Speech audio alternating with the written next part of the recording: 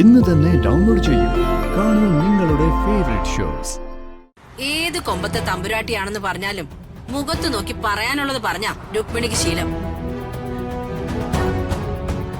എത്ര നിർഗുണനാണെങ്കിലും നിങ്ങളുടെ മകൻ ദീപകിനെ കൊണ്ട് ഇവളെ കെട്ടിക്കണോന്ന് പറഞ്ഞിരുന്നുവെങ്കിൽ എനിക്കത് സന്തോഷായിരുന്നു. ഞാൻ നിന്നും ഒരുക്കി ഐസായി പോയി. നീ എന്താ ദീപകി പറയുന്നേ? അവള് നിന്നെ ഭയപ്പെടുത്തിയോ? അതെ അമ്മേ, അവരെന്റെ മുഖത്തേക്ക് നോക്കി എന്റെ കണ്ണി നോക്കി തന്നെ പറഞ്ഞു എന്റെ ഹൃതിയുടെ വിവാഹം നടത്തില്ലെന്ന്. അവൾ അങ്ങനെ പറഞ്ഞോ? പറഞ്ഞമ്മേ, പറഞ്ഞു. എടാ, അപ്പ നിനക്ക് അവളുടെ മുഖത്ത് നോക്കി രണ്ടെണ്ണം പൊട്ടിക്കായിരുന്നില്ലേ? പിന്നെ പൊട്ടിക്കാൻ പോയിട്ടെ ആ സമയത്തെ അവരുടെ നോട്ടവും മട്ടും ഭാവവും കണ്ടിട്ട് ഞാൻ ഓർത്തു അവരെന്തെങ്കിലും എന്നെ ചെയ്യുമെന്ന്. ഇവനിത് എന്തൊക്കെയാ ദൈവമേ പറയുന്നേ? ഈ വീട്ടിൽ ആരുടെയും മുഖത്ത് തലയുയർത്തി നോക്കാൻ ധൈര്യമില്ലാത്ത പത്മാവതി നിന്നെ പേടിപ്പിച്ചു എന്ന് എനിക്ക് വിശ്വസിക്കാനാവില്ല. എന്നാലും ഇതെങ്ങനെ?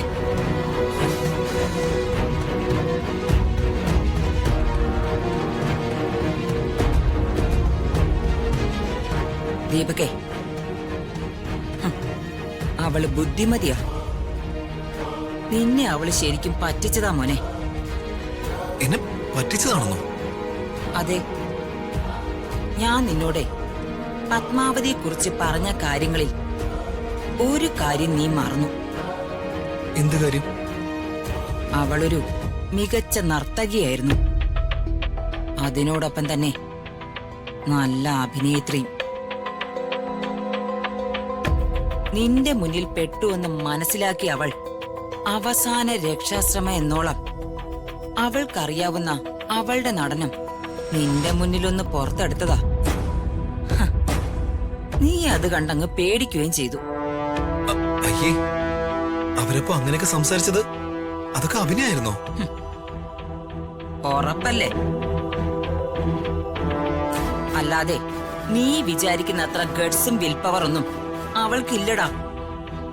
നിന്റെ മുഖത്ത് നോക്കി അവള് വെല്ലുവിളിച്ചപ്പോ നീ ഒരെണ്ണം കൊടുത്തിരുന്നെങ്കിൽ അവൾ അവിടെ കിടന്നേനെ. അതിനെനിക്ക് കഴിയുമായിരുന്നില്ല അമ്മേ. അഭിനയം കൊണ്ട് മാത്രമല്ല, തന്ത്രം കൊണ്ടും അവരെന്നെ കീഴ്പ്പെടുത്തി കളഞ്ഞു. ഞാനവരെ ആദ്യം തന്നെ ശരിക്കൊന്ന് വിരട്ടാൻ നോക്കിയതാ. പക്ഷെ അതിനെ വിട്ട് ഞാൻ സംസാരിച്ചതൊക്കെ അവര് ഫോണിലങ്ങ് റെക്കോർഡ് ചെയ്തു. എന്നിട്ട് ആ റെക്കോർഡ് അമ്മാവനെ അയച്ചു കൊടുക്കുമെന്ന് പറഞ്ഞപ്പോ എനിക്ക് പിന്നെ ഒരു വാക്ക് സംസാരിക്കാനുള്ള ധൈര്യം ഉണ്ടായിരുന്നില്ല. അതിര് വിട്ട് സംസാരിച്ചു എന്ന് വെച്ചാ? അവര് പറഞ്ഞതുപോലെ അമ്മാവൻ ആ വീഡിയോ അങ്ങനെ അയച്ചു കൊടുത്ത ഞാനും അമ്മയും പിന്നെ ഈ വീട്ടിൽ തന്നെ പുറത്താവും. അതിനു മാത്രം ഞാൻ അവരോട് സംസാരിച്ചു. നീ പറഞ്ഞതെല്ലാം അവള് റെക്കോർഡ് ചെയ്തെന്ന് ഉറപ്പാണോ? ഉറപ്പാ അമ്മേ. ആ വീഡിയോ അവരെന്നെ കാണിച്ച ഭീഷണിപ്പെടുത്തിയത്.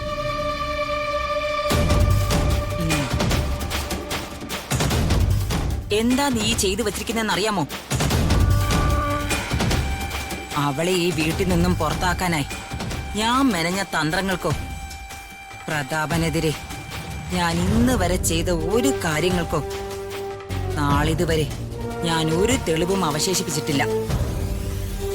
പക്ഷെ നീ വളരെ നിസ്സാരമായി ചെയ്തു തീർക്കേണ്ട കാര്യത്തിന് പോയിട്ട് സ്വന്തം തല തന്നെ കൂട്ടിനകത്ത് കൊണ്ടുവച്ചിട്ട് വന്ന് നിൽക്കുന്നു. അതിന് ഇങ്ങനെയൊക്കെ സംഭവിക്കുന്നത് ഞാൻ ഓർത്തോ?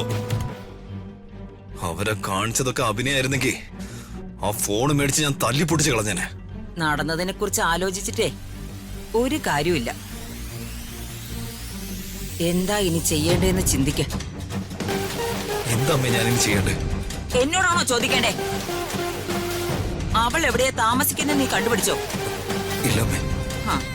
എങ്കിലേ നീ ആദ്യം അത് പോയി കണ്ടുപിടിക്കും. എന്നിട്ടേ അവളുടെ ഫോൺ പിടിച്ചു വാങ്ങി ആ വീഡിയോ ഡിലീറ്റ് ചെയ്. ശരിയമ്മേ.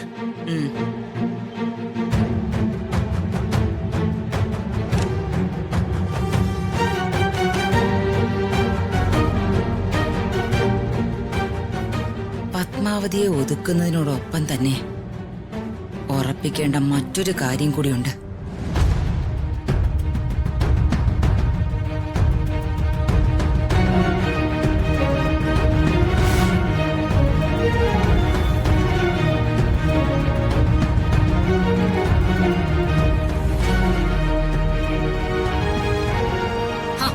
അത് ശരി. അപ്പൊ ഇവരെ കാണാനാണോ നീ എന്നെ ധൃതി പിടിച്ച് ഇങ്ങോട്ട് കൂട്ടിക്കൊണ്ടു വന്നത്? അതിനെന്താ? അമ്മയ്ക്ക് അംബികാമേടത്തോട് പ്രത്യേകിച്ച് വല്ല വ്യക്തിവൈരാഗ്യമുണ്ടോ? എനിക്ക് അവരോട് എന്ത് വൈരാഗ്യം? അമ്മ എന്തിനാ ആരെങ്കിലും കാണുന്നതിന് മുന്നേ ഇങ്ങനെ കുശുമ്പ് പറയാൻ നിൽക്കുന്നേ? അവർ കേട്ട അവർക്ക് എന്ത് തോന്നും? അമ്മ മിണ്ടാവുന്ന ഇങ്ങോട്ട് വാ. അവളുടെ ഒരു അംബിക മേഡം. അമ്മ ഇങ്ങോട്ട് വാ. പോ.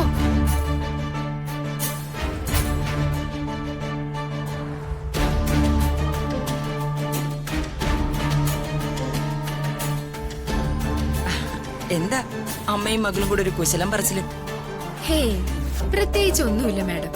അമ്മയോട് ഞാൻ അംബിക മേഡത്തിനെ കാണാനാണ് വരുന്നതെന്ന് പറഞ്ഞിട്ടില്ലായിരുന്നു. അതിന്റെ പരിഭവം പറിച്ചില്ല. ആ പിന്നെ എന്തൊക്കെയുണ്ട് രുക്മിണി വിശേഷങ്ങൾ? ഓ, എന്ത് വിശേഷം? അല്ല, എന്താ ഒരു സന്തോഷമില്ലാത്ത പോലെ? നിങ്ങളൊക്കെ പറയുന്നത് കേട്ട് പിന്നെ ഇവളുടെ നിർബന്ധത്തിനും രാജുവായിട്ടുള്ള ഇവളുടെ വിവാഹത്തിന് ഞാൻ സമ്മതിച്ചു. അംബികയ്ക്ക് എന്താ? ഋതിക അംബികയുടെ മകൻ കെട്ടുന്നതോടെ ഇട്ടുമൂടാനുള്ള സ്വത്ത് കയ്യിൽ വരും. എന്റെ മകളുടെ ജീവിതമല്ലേ ആ കുടുംബത്തിൽ കിടന്ന് നരകിക്കാൻ പോകുന്നത്. അമ്മേ, നീ മിണ്ടരുത്. അമ്മ എന്തേ പറയുന്നത്? രമ്യേ, രുക്മിണിക്ക് പറയാനുള്ളത് പറയട്ടെ. പറയും. ഏത് കൊമ്പത്തെ തമ്പുരാട്ടിയാണെന്ന് പറഞ്ഞാലും മുഖത്ത് നോക്കി പറയാനുള്ളത് പറഞ്ഞാ രുക്മിണിക്ക് ശീലം. എത്ര നിർഗുണനാണെങ്കിലും നിങ്ങളുടെ മകൻ ദീപകിനെ കൊണ്ട് ഇവളെ കെട്ടിക്കണോന്ന് പറഞ്ഞിരുന്നുവെങ്കിൽ എനിക്കത് സന്തോഷായിരുന്നു. കാരണം അവന് 10 തലമുറയോളം ലാവിഷായിട്ട് കഴിയാനുള്ള ആസ്തിയുണ്ട്. ആ രാജുവിന്റെ കൂടെ ഇവളെ ഇറക്കി വിടുന്ന കച്ചവടത്തിലെ രുക്മിണിക്ക് നഷ്ടമേ ഉണ്ടാവൂ. ആ ഒരു നീറ്റലേ എനിക്ക് നന്നായിട്ടുണ്ട് അംബികെ.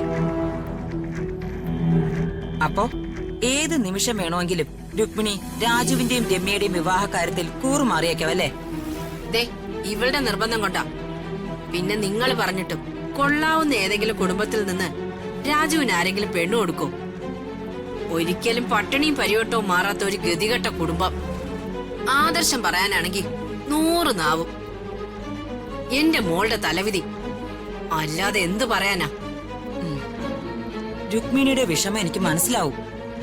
എന്റെ വഴിയിൽ തടസ്സമായി നിൽക്കുന്ന രാജുവിനെ രുക്മിണിയുടെ മകളെ കൊണ്ട് തളയ്ക്കാനുള്ള എന്റെ ഉദ്ദേശം നടക്കുമെങ്കിൽ രുക്മിണിയുടെ ഈ വിഷമം മാറ്റേണ്ടത് എന്റെ കടമയാ. അംബിക മേഡം എന്തേ പറയുന്നത്? ദേ രമ്യേ, ഞങ്ങൾ മുതിർന്നവര് സംസാരിക്കുന്നുണ്ടല്ലോ, നീ കുറച്ചുനേരം സമാധാനമായി മിണ്ടാതെ നിക്ക്. രുക്മിണി, നിങ്ങളുടെ മകളുടെ ഭാവി ജീവിതം സുരക്ഷിതമാക്കാനും ഇപ്പോ ഇവൾ നിങ്ങളുടെ വീട്ടിൽ ജീവിക്കുന്ന അതേ സുഖത്തിലും സന്തോഷത്തിലും ഇവള് മുന്നോട്ട് ജീവിക്കാനാണ് നിങ്ങൾ ആഗ്രഹിക്കുന്നത് അല്ലേ? അതല്ലേ നിങ്ങളുടെ പ്രശ്നം? അതെ. അകലേ നോവിനാലേ